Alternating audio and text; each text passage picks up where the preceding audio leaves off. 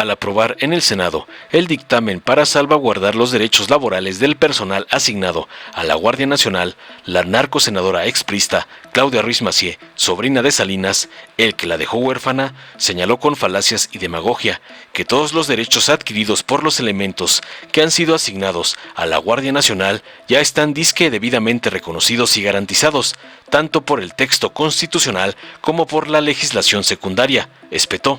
Además, consideró con mentiras que el trasfondo es político, y es ir contra la resolución de la Suprema Corte para invalidar la reforma sobre la participación de las Fuerzas Armadas en labores de seguridad pública. Concluyó, reiterando que los derechos de los elementos de las Fuerzas Armadas ya están debidamente garantizados.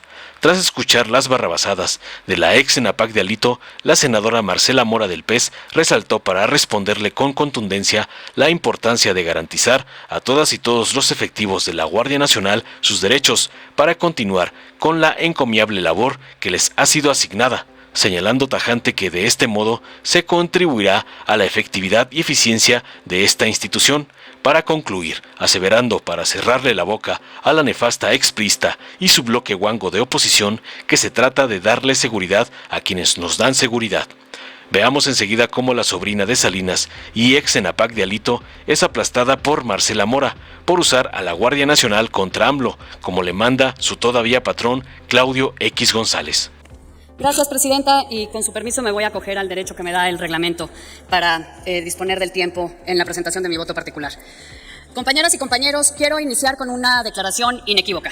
Hay una convicción unánime en este Senado de garantizar los derechos y prestaciones laborales de todos los integrantes de las Fuerzas Armadas asignados a la Guardia Nacional, durante su asignación, al momento de ser reasignados al Instituto Armado y a los que están asignados a la Guardia Nacional.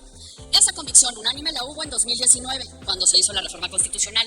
La hubo explícitamente cuando expedimos la ley de la Guardia Nacional. Y la hay hoy sin necesidad de ninguna interpretación constitucional. Y en ese sentido, hago uso de esta tribuna para hacer explícito lo que resulta evidente, pero que pocos quieren decir. La pretensión latente que una amplia mayoría pretende ignorar. Frente a la debilidad de las razones que sustentan el proyecto de decreto, se aduce la pluralidad de la iniciativa que le dio origen y las indudables buenas intenciones de sus promoventes. Sin embargo, y creo que debería ser la convicción de todos, un acuerdo político, aun cuando sea resultado de un diálogo plural, no puede estar por encima de nuestra ley fundamental. La construcción de un consenso no es pretexto suficiente para la violación de un principio esencial al que estamos sujetos, el principio de legalidad.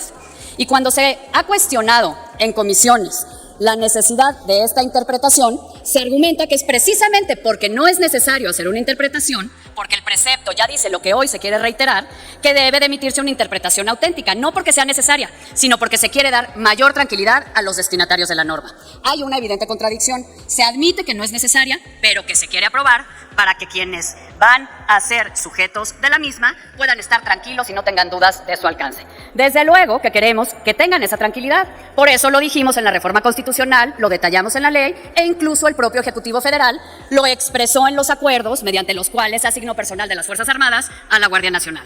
Entonces estamos ante un dictamen que, por cierto, se construyó con urgencia a partir de una iniciativa que no se publicó en la Gaceta del Senado, que pretende emitir una interpretación auténtica que se admite que no es necesaria, pero que se dice que es deseable para dar confianza a los destinatarios. Es un dictamen que es problemático por al menos 3 razones que no debemos ignorar. En primer lugar, el órgano revisor de la Constitución no tiene facultades para interpretar los decretos de reformas o adiciones a la propia Constitución.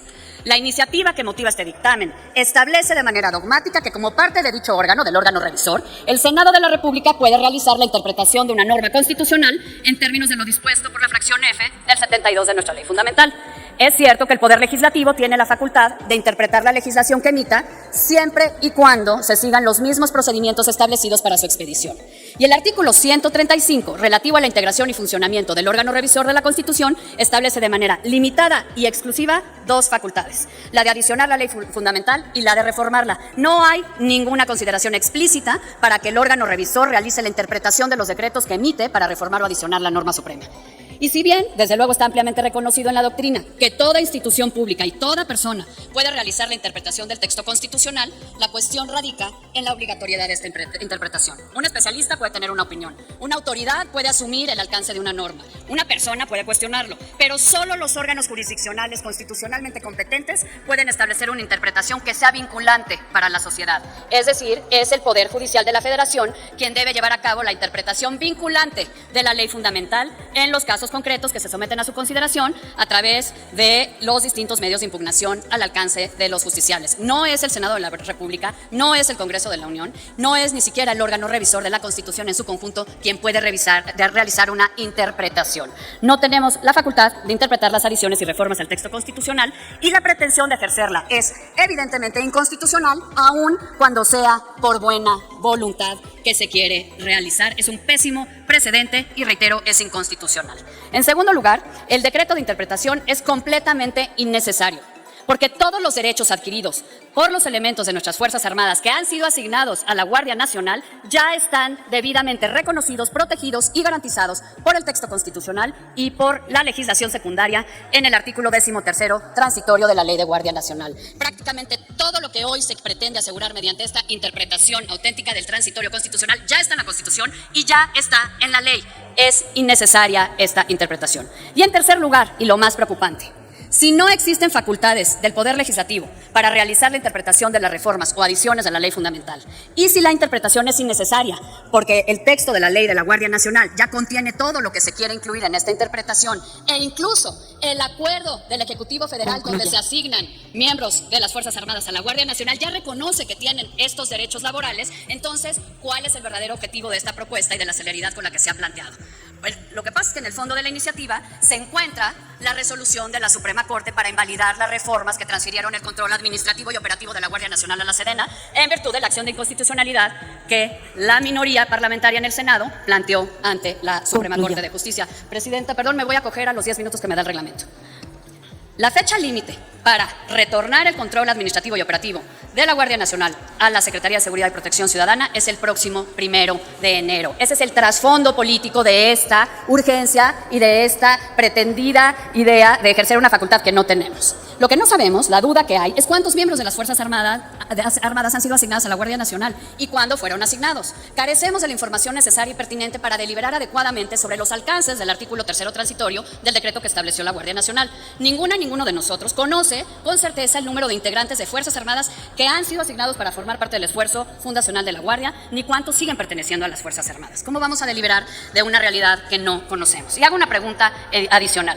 Si no bastara con que la Constitución ya diga que los derechos laborales del personal de Fuerzas Armadas que se integra a la Guardia Nacional deben ser garantizados. Si no bastara que lo dice con todo detalle la ley de la Guardia Nacional, hay que hacernos la pregunta: ¿quién debe aplicar las normas que contiene la ley de la Guardia Nacional y los preceptos constitucionales en la materia? El Ejecutivo Federal. Es quien debería tener claridad del alcance de estas normas. Pero el Ejecutivo Federal no tiene ninguna duda que los derechos laborales tienen que ser salvaguardados. Lo dice en el propio acuerdo donde transfiere y asigna el personal de Fuerzas Armadas a la Guardia Nacional. Si no tiene duda el Ejecutivo que aplica la norma, ¿para qué queremos la interpretación? ¿A quién tenemos que dilucidarle el alcance de esta salvaguarda de los derechos?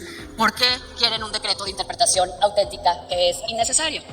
¿Para que los órganos jurisdiccionales competentes no puedan ejercer su facultad de interpretación? ¿Para reasignar a personal que no formaba parte de Fuerzas Armadas antes de ser contratado y asignado a la Guardia Nacional?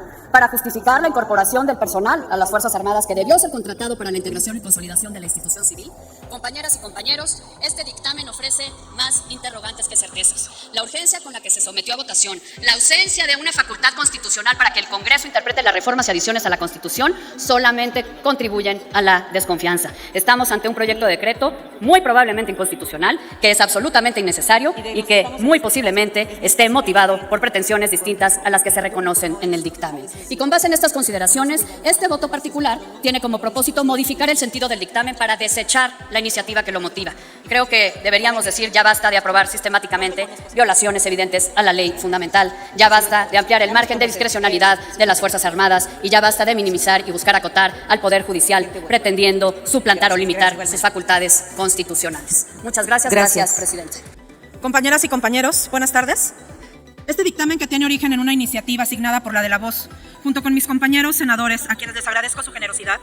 De igual forma, quiero agradecer a las Comisiones Unidas y sus integrantes para darle pronta dictaminación a esta interpretación necesarísima para darle seguridad a quienes nos dan seguridad. Esto es de la mayor relevancia. Quiero decirles que en mi calidad de miembro de la mesa directiva de la bicameral, pudimos escuchar de primera mano la urgente necesidad de garantizar a todas y todos los efectivos de la Guardia Nacional sus derechos, sus genuinos derechos para continuar con la encomiable labor que les ha sido asignada. Les pido hoy su voto porque al reconocer y salvaguardar los derechos de los elementos asignados a la Guardia Nacional, estamos dándole capacidad instalada a esta institución tan nueva y necesaria. Con ello, estamos contribuyendo a la efectividad y eficiencia de esta institución.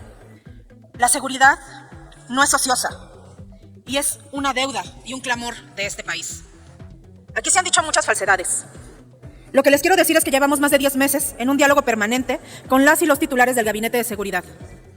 Se buscaron muchas vías de solución para darle salida a este tema y no se llegó sino a una negativa propia de la estrategia de parálisis legislativa de la que son responsables las y los legisladores del autonombrado bloque de contención, que sin ningún pudor dan por ciertas falsedades, para maquillar sus argumentos falaces que van en contra del pueblo de México, que exige como urgente fortalecer las acciones de seguridad a lo largo y ancho de todo el territorio. Asunto que en la realidad concreta, sinceramente, no les importa. Porque aunque en sus discursos se rasguen las vestiduras, estén o no de acuerdo, el constituyente permanente tiene la obligación de interpretar. Con este dictamen, vamos a permitir a los elementos de la Guardia Nacional explorar y desarrollar diversas tácticas y capacidades vinculadas tanto en seguridad pública como en funciones castrenses, enriqueciendo así el desempeño de sus funciones. Es correcto precisar que los elementos de las policías militar y naval, así como otros elementos de mando y servicios de apoyo de la Fuerza Armada Permanente, asignados a la Guardia Nacional, conservarán su rango y prestaciones. Que no les quede duda, compañeras y compañeros de la Guardia Nacional. Cuando un elemento sea reasignado a su cuerpo de origen, que ello se realice respetando los derechos con que contaba al momento de ser asignado en aquel otro puesto, como ya lo dijo el presidente de la Comisión de Puntos Constitucionales. Además, es dable reconocer el tiempo de servicio de la Guardia Nacional para efectos de antigüedad laboral. Derechos laborales se les llama.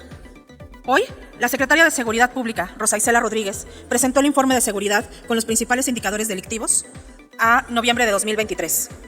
Y solo por mencionar algunos, quiero decirles que la incidencia delictiva del fuero federal se redujo en un 29.8% en comparación de diciembre de 2018. El contrabando de personas tuvo una reducción del 39.1% en comparación también a diciembre de 2018. Los delitos financieros se redujeron 25.7%. Los delitos de delincuencia organizada, 16.2%. Los delitos relacionados con armas de fuego se redujeron 3.7%.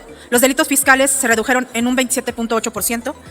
Y el homicidio doloso se redujo 23.5% en comparación a diciembre de 2018. Esto es un gran avance. Por eso necesitamos reforzar a la Guardia Nacional. Aquí vienen a decir que no están en contra, lo declaran en tribuna. Entonces les invito a votar a favor de esta interpretación auténtica. Espero que su verdadera estrategia no sea contra México. Estoy cierta que nosotras y nosotros votaremos a favor del pueblo uniformado, del pueblo que cuida al pueblo, y si no, que la nación nos lo demande. ¿Es cuánto, senadora presidenta? Dale en me gusta, suscríbete, activa la campanita y compártelo para que más gente lo vea.